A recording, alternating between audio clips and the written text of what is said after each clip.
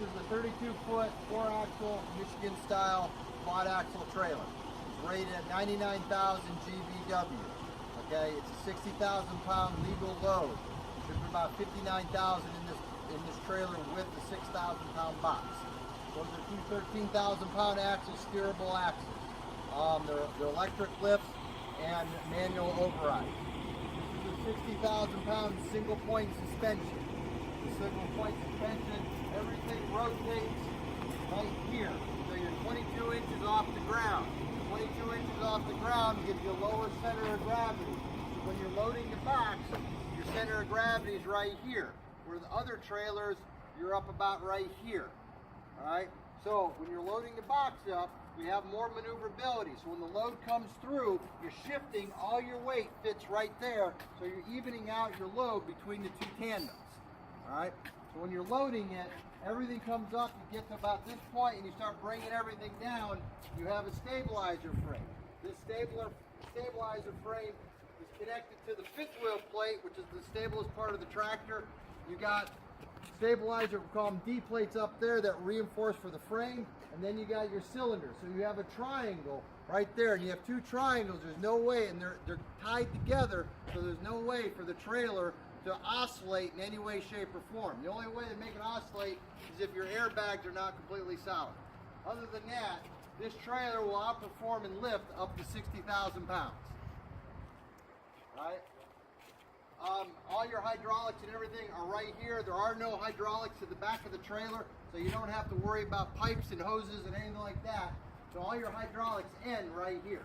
Okay, all this is all airline and everything. If you want to look inside, you can see how it all. It's also easy maintenance to get to. All your electric lines and everything are right here. So any mechanic can get to these, get in, do what he's got to do. It's all easy mechanics.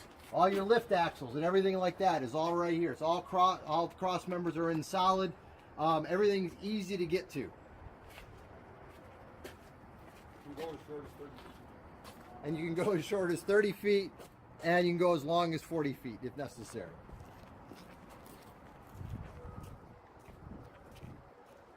And this trailer has 4-position stops.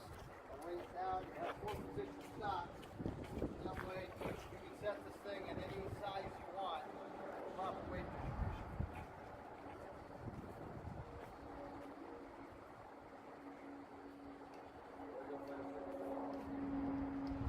Right now, yeah. Right now, it's gravity.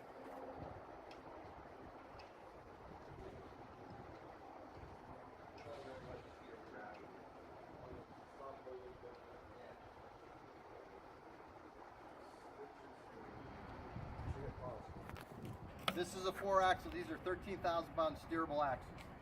This is a electrical box, electric inside the cab, manual outside, so it's an override. These fenders, I know people don't like them, but they are the best, simplest things, and mechanics love them.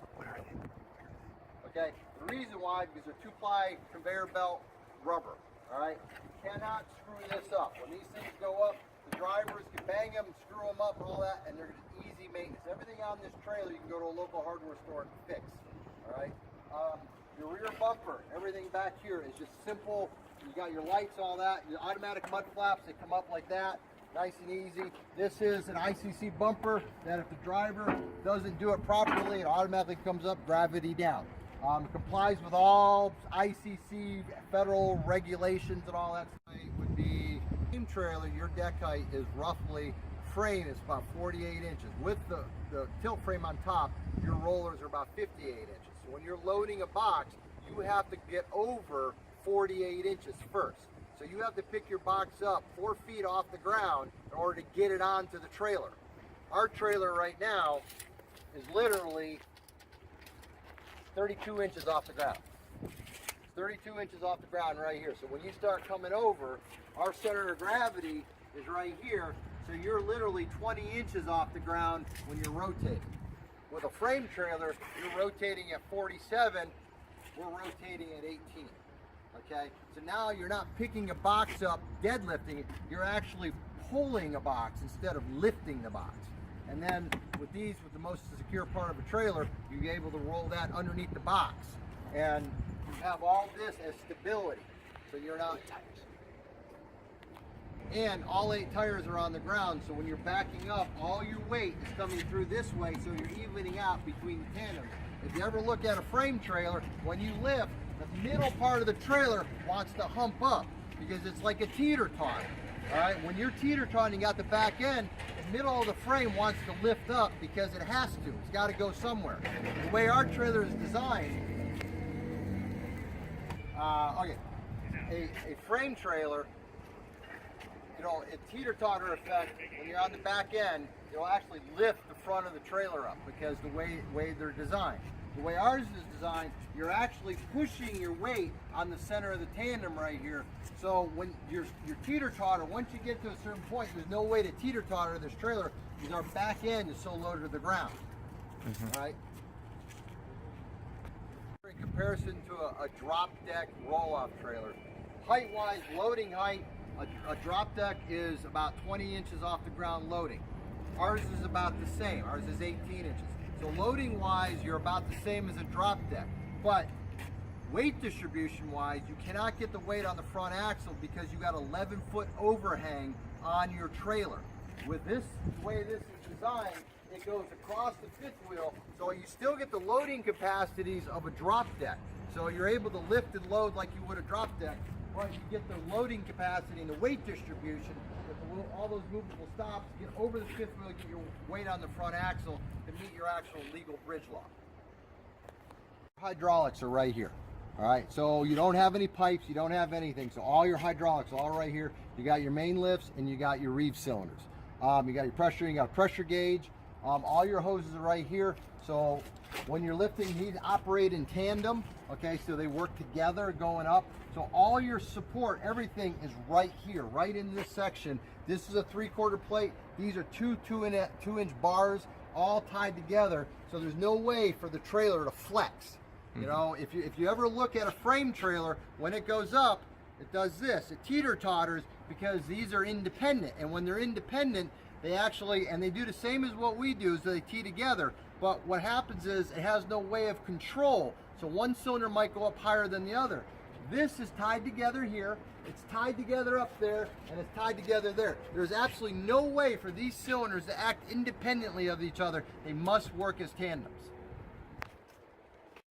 The way they're made is they work in tandem, so that way they're tied at the base and they're tied at the top. So when you're loading or unloading, as you can see, they come together. So when you're loading a box, the box doesn't rock right or left, or when you're dumping a box, the trailer can't rock right or left. And if you ever operate a single cylinder, a drop deck, or any of these type of other frame style trailers, you'll notice that the top tilt frame rocks a lot.